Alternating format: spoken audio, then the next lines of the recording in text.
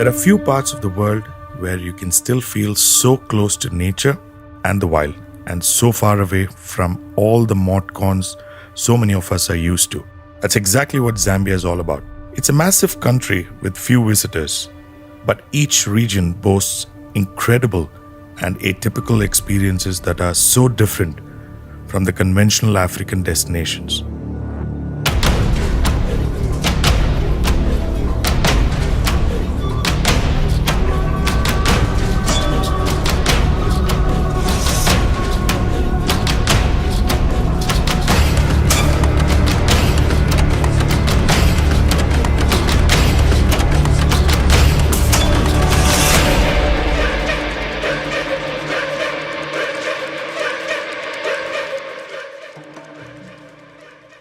I'm standing here at the Zambezi source. It's taken 3 days for us to get here, but this is actually the start of the Zambezi Meander expedition that we're all looking forward to doing. And now, I suppose, the big thing is we're going to follow it all the way down to the Victoria Falls, to Livingston. Some really great people here with us, explaining everything. Today, I think for me was maybe the most instructive because we took a lot of time talking on the radios driving up. But we learned a lot about Zambia, how people live. Zambia intrigued me because not many people come to Zambia. The wildlife, the roof tent, driving 3,000 kilometers, that's what made me come aboard. But this is not a country where I will normally consider visiting. I said, this trip I must make. I chose Zambia because I've never been to any part of Africa, and this was a good choice. We've got a lot of interesting things to see, and it's pretty safe, which was also a major concern. 3,000 kilometers we are journeying driving only. It's very good experience. Personally, I wouldn't have come to Zambia by myself, but when there's a group, when Nomadic Road is organizing it, I said this is the best opportunity. See, most of the challenges came naturally. It was nothing that was made. When we were on the pontoon, the diesel got over. It was not in anybody's control. And on such wild expeditions, you have to expect them because you are in such wilderness where you can't expect support or help from the cities around. And we are quite 900 kilometers far away from the city. Even to get a vehicle as backup is impossible. So all you have to do is go with the flow. Well, in an adventure trip, I think one has to accept that all adventure trips would have their share of problems, and many of them unexpected. Driving where there is no road, there is bush as high as the car itself. There's been issues with cars and stuff. They add to the whole adventure. We are out of our comfort zone for sure, like the way we did camping on the top of, they're called roof tents, which are mounted on top of these heavily modified cars, which have taken us through all the wilderness in Zambia. I mean, if you look at the vehicles, you'll come to know how much we are out of a comfort zone. Sleeping on top of the vehicle in the middle of nowhere, knowing that you can't get out of the tent even for a pee, that is something first time for me. And you're scared to come down of your tent because you don't know what's coming, a lion, a hippo or a crocodile. And we were staying in the middle of nowhere. Throughout it was unexpected. Everything adds to, out of comfort zone. When you think of a hotel room tomorrow, you feel like you're going back to civilization. Well, I do these trips only to get out of comfort zone, but I did not realize that I'll be getting out of comfort zone so much on this trip. This is an expedition. This is not a sightseeing tour where you sit in a bus and go around. So what happens in these things, it's quite natural. You have to be prepared for it. Looking for a pond, and also being warned there could be crocodiles in the pond, and we are camping next to it. That was something, yeah. It was a out-of-sight experience. I'm always in travel within my comfort zone. Here will be totally different. There is no comfort zone. Wherever we want to get, open the tent, stay. This is your space. No electricity, no water, no food. You want to cook ourselves, it will be, that is the experience. He wanted to enjoy because he's afraid. Yeah, true. Yeah. So I pulled out, actually this trip. Now I'm getting good confidence for next trip. Yeah. Driving through the wilderness, seeing the wildebeest migration.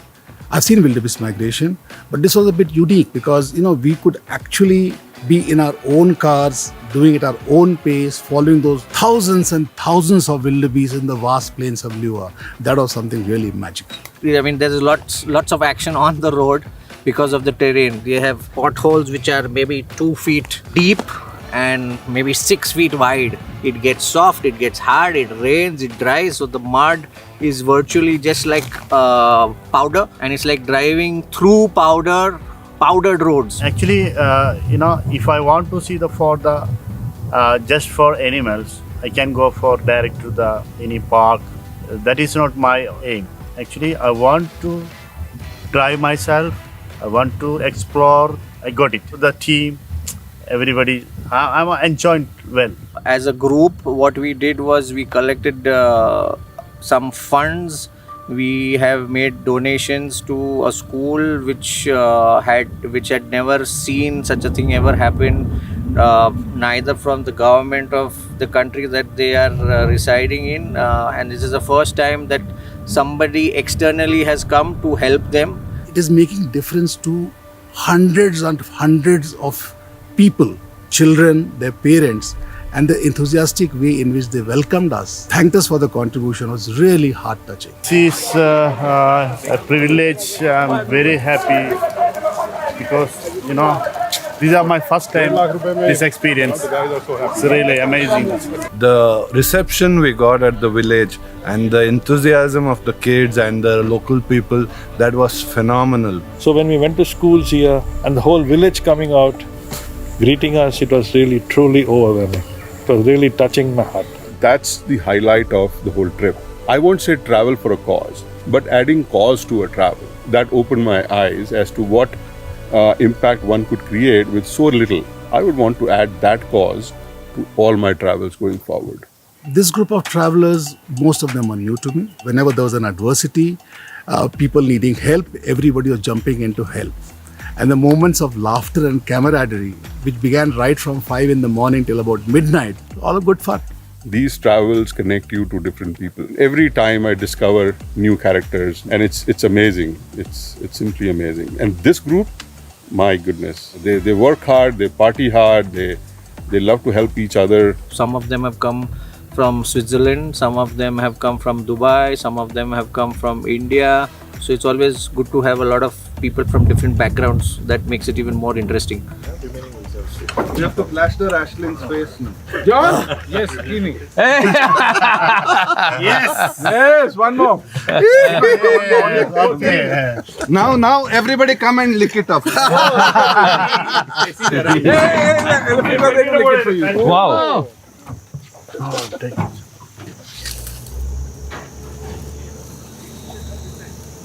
The group of travelers is boisterous, brings you back to college once again. You can talk what you want. You don't have to feel bad about what you're saying. You let yourself loose. I think one moment that I have to pick up, it will be Tom decided to park in the middle of the park. My goodness, that was one night to remember for a long time. All right, guys, show me some move. Yeah. Fast, Jonathan. Fast. It's really impressive. You come on this side. Oh, yes, Ajesh. Whoa. Yes. I help you. You just take my phone also. Take her.